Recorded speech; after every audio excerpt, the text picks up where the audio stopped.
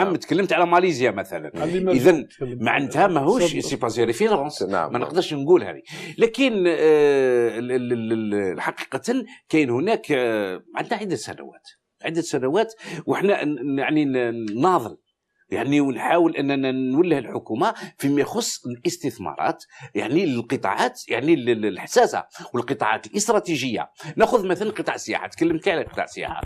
تعرف باللي عده دول حتى جيراننا الشرق والغرب يعني تونس والمغرب بانيين الاقتصاد نتاعهم حول المداخل السياحي.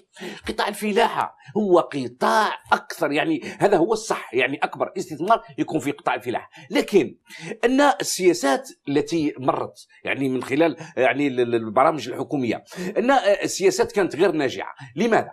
لان الامكانيات والاموال ما كانتش تروح حقيقه للفلاح الحقيقي الذي ينتج واللي يخدم في الارض، لكن كانت تروح لبعض المضاربين، كانت